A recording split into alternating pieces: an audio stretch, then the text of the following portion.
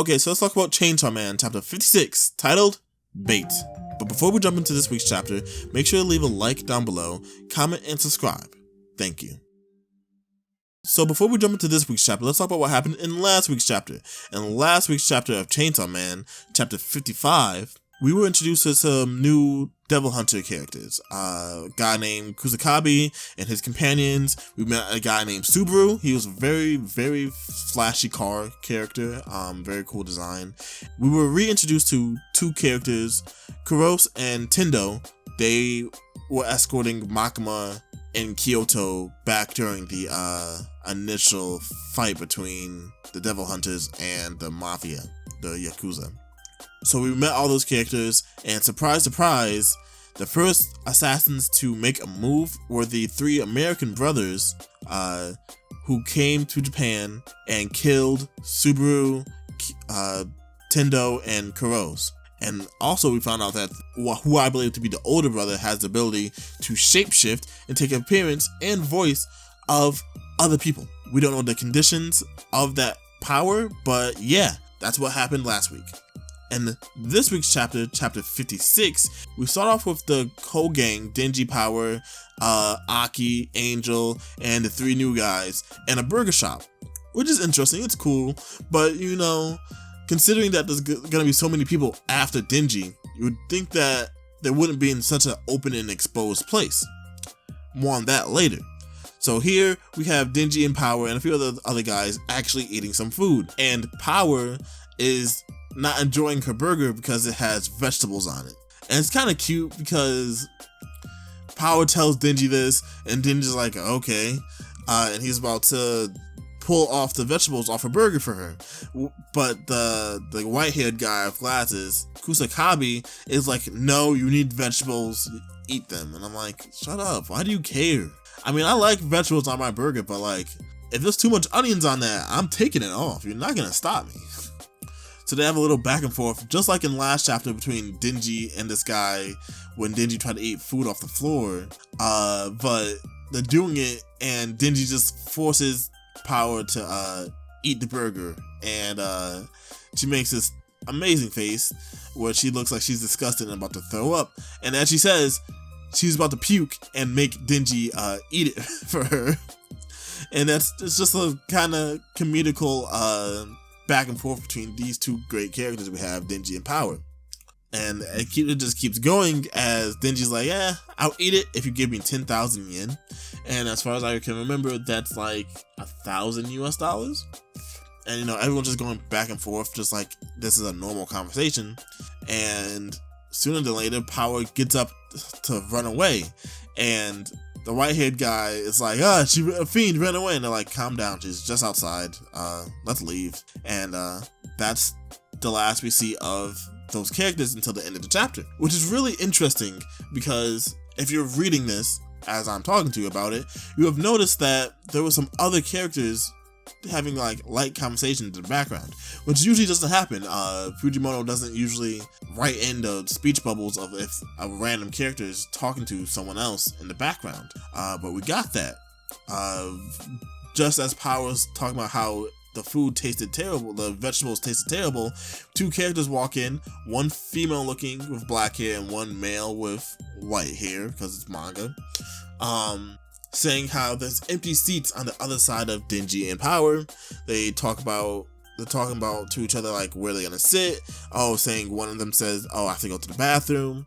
And it's like asking, hey, can I have a drink of your soda? And it's like, yeah, if you just have a sip.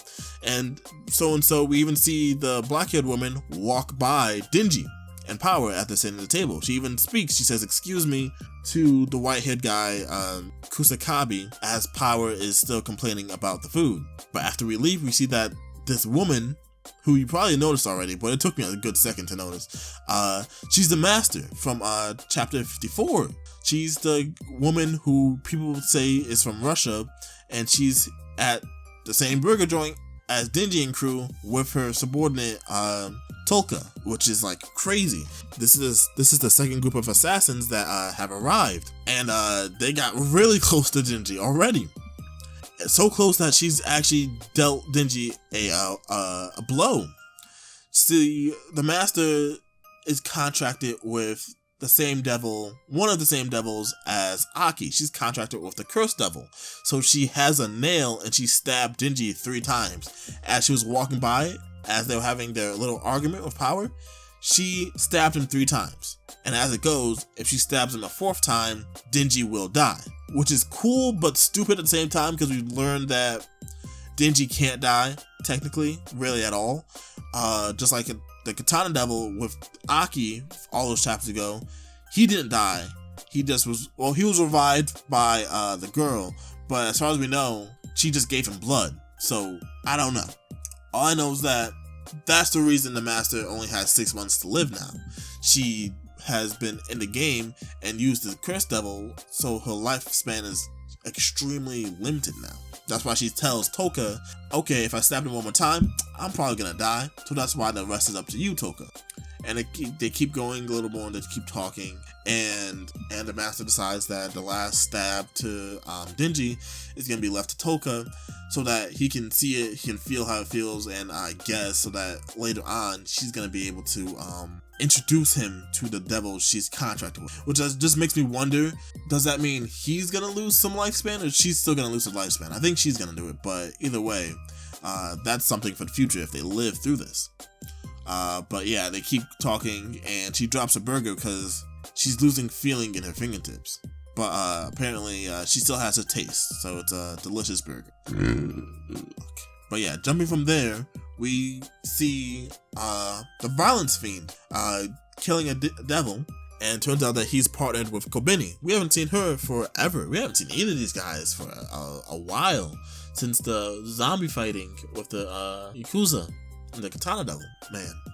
But yeah, so this is a nice sight to see. They killed, the Violence Devil killed a Grape Devil, which looks kind of small, really like more of an annoyance than a real like pest, like a real enemy, but like makes you think, is there really a devil for anything? I mean, grapes are pretty good, but like, if there's a Grape Devil, does that mean there's a Raisin Devil? Because I like grapes, I hate raisins. But anyway, Kobeni's looking cute as ever as she's talking to the Violence Fiend. They turn in the devil to get their, like, to say, oh, we killed it, and they decide to go get ice cream. Well, at least Kobeni gets ice cream because the Violence Fiend can't eat when he has his mask on, because if I remember correctly, the mask is continuously pumping poison into his face so that he's continuously in a weakened state. I think that's how it goes, which is insane because he's still like one of the strongest fiends we've seen to date. But yeah, Kobeni says thank you for buying the ice cream, and it turns out Kobeni has only had ice cream twice in her life, which is kind of crazy. Like, once for her birthday in elementary school, and this is the 2nd time. But it's kind of like a cute little back and forth because the first time she had ice cream, apparently she was so excited and loved how it tastes that she ended up tripping and dropping it. It turns out the Violence Fiend isn't that violent, he's very peaceful. As he talks about when the Violence Devil took over the human body that they are currently inhabiting, he retained a good amount of his memories, like, so it's like, oh, he's still alive, like, it's almost like he's still alive in there. But it's interesting because he says he can't remember how he died. All he remembers is that Makima saved him, which brings a few things to the table. First off, how are fiends properly made? Because when I first heard this, I was like, Makima saved him, then did Makima like put the Violence Devil in a dead body? Or it's like save him? Or like what happened there? Second thought is, he's being very nice to Kobeni.